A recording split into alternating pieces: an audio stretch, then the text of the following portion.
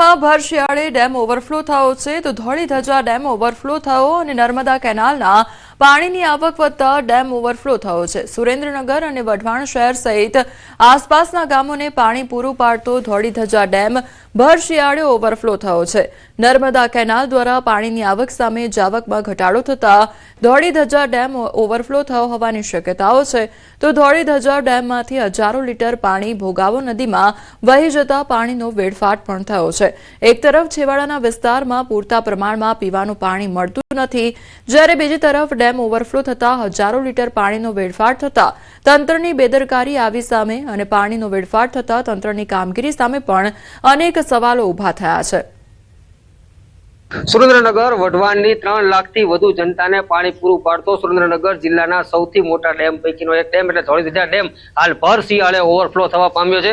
જે સુરેન્દ્રનગરના ધોળીધજા ડેમ છે, આ ધોળીધજા ડેમમાં નર્મદાના નીર છે 12 માસ ભરી રાખવામાં આવે છે અને અહીંથી જ પાણી છે એ આગળ બોટાદ તેમજ ભાવનગર, આ બાજુ કચ્છ અને મોરબી સહિતના શહેરોને અહીંથી પાણી નર્મદા કેનાલ દ્વારા પૂરું પાડવામાં આવે છે। પરંતુ હાલ પાણીની આવક જે છે એ સતત વધી રહી છે, જેની સામે આજે પાણીનો આવક છે તેમાં ઘટાડો નોંધાતા ધોળીધજા ડેમ છે ભર શિયાળે ઓવરફ્લો થવા પામ્યો છે।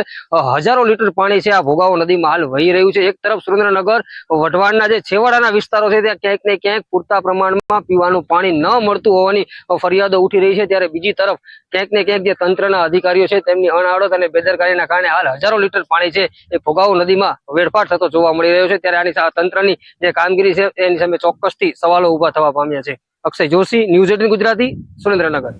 પંચમહાલમાં લોકો દ્વારા વિરોધ કરવામાં આવ્યો છે તો લીઝની જમીનને લઈને વિરોધ નોંધાવવામાં આવ્યો છે તો જીપીસીબી દ્વારા લોકોની રજૂઆત પણ સાંભળવામાં આવી છે અને તે લોકો દ્વારા આંદોલનની ચીમકી પણ ઉચ્ચારવામાં આવી છે। ઘોગંબા તાલુકાના દુધાપુરા ગામે બ્લેક સ્ટોનની લીઝ અંગેની સુનાવણી દરમિયાન સ્થાનિકોએ ઉગ્ર વિરોધ કર્યો।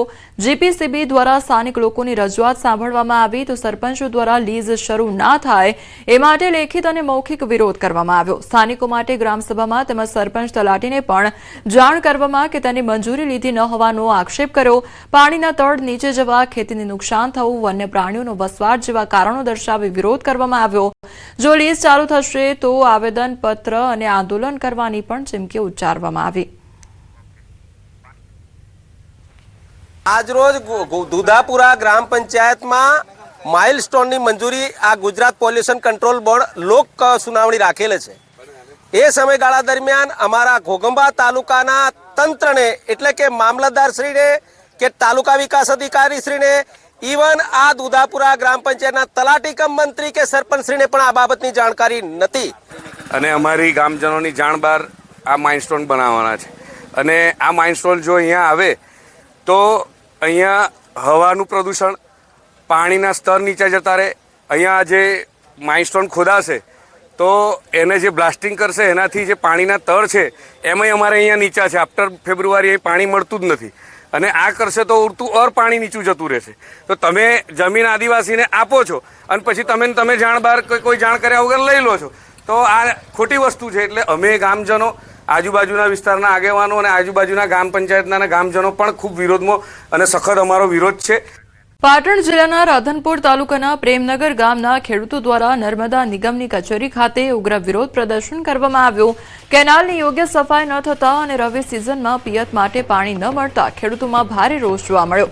રવિ સિઝનમાં વાવેતર કરેલા ઘઉં, રાયડો, જીરું સહિતના પાકોને જરૂરી સમયે સિંચાઈનું પાણી ન મળતા ખેડૂતોએ ભારે નુકસાન થવાની ભીતિ વ્યક્ત કરી તો પ્રેમનગર ગામના ખેડૂતો અને મહિલાઓ મોટી સંખ્યામાં એકત્રિત થઈ વિરોધ નોંધાવ્યો। ખેડૂતોએ હાથમાં કાળી પટ્ટી ધારણ કરી ઢોલ નગારા અને થાળી વેલણ વગાડી અનોખી રીતે વિરોધ વ્યક્ત કર્યો।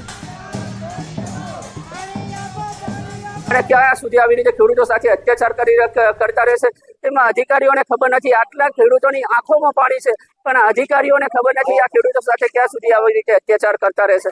કારણ કે અમારા ટેક્સના પૈસે ચાલતી આ ઓફિસો જો અમારા ખેડૂતોને આવીને અહીંયા વારંવાર દર વર્ષે રજૂઆતો કરવાની હોય તો આનાથી મોટી લાચારીની વાત કોઈ ન હોઈ શકે। અમે પાણીમાં માંગ કરવા આવ્યા છીએ પાણીની અમારા રાધનપુરમાં પાણી પુરવઠામાં, એટલે કારણ એક છે કે અમારા પાક બધા બરી જાય એના કારણે અમારા છોકરાને અમે ભણાવી શકીએ એમ નથી। છોકરાના લગ્ન તો લગ્ન પણ છોકરાને ભણવાનું અમારા પૂરું પડે એમ નથી। કેનાલ તો હાવ ગંદી છે, ખરાબ।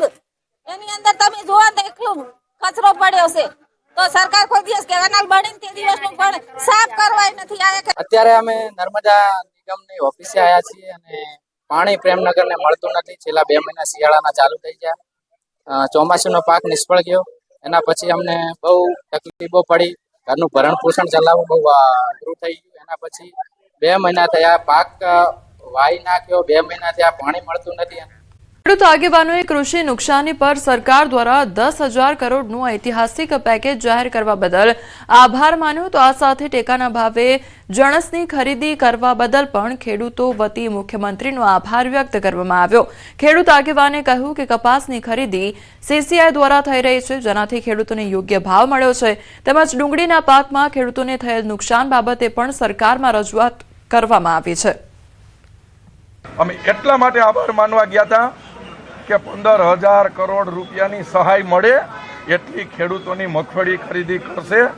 તો આના માટે અમે દેશના યશસ્વી વડાપ્રધાન નરેન્દ્રભાઈ મોદી તેમજ અમિતભાઈ શાહ, ગુજરાતના મુખ્યમંત્રી ભૂપેન્દ્રભાઈ પટેલ, નાયબ મુખ્યમંત્રી હર્ષભાઈ સંઘવી અને ખેડૂત નેતા, અમારા ખેડૂતના પ્રતિનિધિ એવા ખેડૂતના દીકરા એવા કૃષિ મંત્રી જીતુભાઈ વાઘાણી સાહેબનો અમે ખૂબ ખૂબ આભાર માની. જે કમોસમી વરસાદ થયો અને જે ગુજરાતના ઇતિહાસમાં અને ભારતના ઇતિહાસમાં પહેલી વખત 10,000 કરોડનું પેકેજ જે ખેડૂતોને આપ્યું છે, એમના માટે અમે ખેડૂતો વતી અને આગેવાનો આભાર માનવા ગયા છે. 1,612 રૂપિયામાં થઈ ગઈ છે. વાત રહી ડુંગળીની, તો ડુંગળીમાં પણ જે નુકસાની થઈ છે એ આ વરસાદમાં રાહત પેકેજમાં થઈ છે.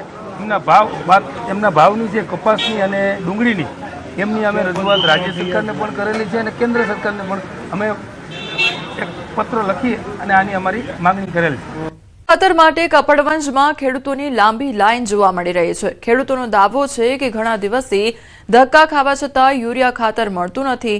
હાલ રવિ સિઝનમાં ખાતરની જરૂરિયાત છે, એવા સમયે જ યુરિયાની અછતથી ખેડૂતો હેરાન પરેશાન થઈ રહ્યા છે. ખેડૂતોનો આરોપ છે કે યુરિયાની કાળાબજારી થઈ રહી છે. જો કે સહકારી મંડળીના સેક્રેટરી તથા વેપારીઓએ આ વાતને નકારી કાઢી છે અને દાવો કર્યો છે કે હાલ એકસાથે યુરિયાની માંગ હોવાથી અછત ઊભી થઈ રહી છે. જેટલું યુરિયા આવે છે એટલું ખેડૂતોને વિતરણ કરવામાં આવે છે. કેટલાક દુકાનદારોએ સ્વીકાર્યું છે કે 10 દિવસમાં યુરિયાની એક જ ગાડી આવી રહી છે. 20 દિવસથી ના કપાસનું વાવેતર જતું રહ્યું. કપાસ તો ફેલ થઈ ગયા. અત્યારે ઘઉંનું વાવેતર, ઘઉંમાં ખાતર જરૂરી છે, ખાતર મળતું નથી. આખા વર્ષ દરમિયાન અલગ અલગ પાકો થતા હોય છે, એટલે ત્યારે એટલા બધા ખાતરની જરૂર પડતી નથી. પણ અત્યારની પરિસ્થિતિ એવી છે કે બધા પાકો, શિયાળુ પાકો બધા તૈયાર થાય, તમાકુ વાળા હોય, દિવેલા વાળા હોય, એ બધાને એકી સાથે ખાતરની જરૂરિયાત પડતી હોવાથી એટલે આ થોડુંક આ રીતના થતું હોય છે. બાકી સરકારશ્રી, વેપારી અને બધા ખેડૂતને 100% ખાતર મળે છે એવા પ્રયત્નો તો અમે કરીએ જ છીએ. સરકારને ખાસ અપીલ છે કે કપડવંજ તાલુકામાં ખાતરની અછત હોવાથી વધુમાં વધુ પુરવઠો મળે એ બાબતે વિનંતી છે અને અમારા ખેડૂતો અને સભાસદોના સમગ્ર તાલુકામાં અમે વિતરણ કરીએ છીએ. 2-2 થેલીનું વિતરણ કરી અમે પૂરું પાડીએ છીએ. પાટણના વારાહીમાં યુરિયા ખાતરની સાથે વેપારીઓ અન્ય ખાતર ખરીદવા મજબૂર કરતા હોવાનો આરોપ લગાવવામાં આવ્યો છે. ખેડૂતોએ કહ્યું કે યુરિયાની અછત છે ત્યારે વેપારીઓ લાભ ખાટવા માટે યુરિયાની સાથે ઝીંક અને સલ્ફર ફરજિયાત આપી રહ્યા છે. જરૂરિયાત ન હોવા છતાં મજબૂરીમાં ખેડૂતોએ વધારાના બંને ખાતર લેવા પડી રહ્યા છે. ખેડૂતોને યુરિયા ખરીદવું હોય તો સાથે 950 રૂપિયાના વધારાના ખાતર ખરીદવા પડી રહ્યાનો દાવો કરવામાં આવી રહ્યો છે. જો કે જ્યારે વેપારીઓને આ આરોપ અંગે પૂછવામાં આવ્યું ત્યારે તેમણે કંઈ પણ બોલવાનો ઇનકાર કર્યો હતો. સાથે જીક લેવું હોય તો જીક ને ગંજરબ લેવું હોય તો ગંજરબ, ના લેવું હોય તો પણ કે ફરજિયાત લેવું પડે. ખેડૂતો જોડે જો પૈસા ના હોય તો પૈસા ના ઉછીને લઈને લેવું પડે. ક્યાં જવું? સાથે જીન પર કે ગંજરબ ના લેવું હોય તો પણ આપવામાં આવે? ના, તો નથી હાલતા. લેવું જ પડે. અન્ય ખાતર ના લો તો હરું પાડવા આપે છે? હા, લેવું જ પડે ફરજિયાત.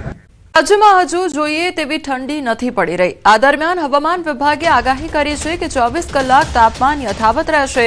24 કલાક તાપમાન યથાવત રહેશે ત્યારે પૂર્વ તરફના પવન ફૂંકાતા ઠંડીનું પ્રમાણ ઘટશે. વેસ્ટર્ન ડિસ્ટર્બન્સ સક્રિય થશે. નલિયાનું લઘુત્તમ તાપમાન 11.2 ડિગ્રી જેટલું નોંધાયું છે। आने वाले 7 दिनों के लिए गुजरात स्टेट के सारे डिस्ट्रिक्ट कवर हैं, जिसमें ड्राई वेदर प्रिवेल करेगा। और मिनिमम टेम्परेचर की बात करेंगे तो 24 आवर्स में minimum temperature no large change में रहेगा। उसके बाद 2 से 3 डिग्री की बढ़ोतरी का पूर्वानुमान है। और मिनिमम टेम्परेचर रियलाइज की बात करेंगे तो अहमदाबाद में 15.4 degree Celsius minimum temperature realise हुआ है। और पूरे गुजरात स्टेट की बात करेंगे तो सबसे कम जहां पर मिनिमम टेम्परेचर रियलाइज हुआ है वो नलिया 11.2 डिग्री सेल्सियस। और अहमदाबाद के लिए जो मिनिमम टेम्परेचर का फोरकास्ट है वो 15 डिग्री सेल्सियस के आसपास रहने का पूर्वानुमान है।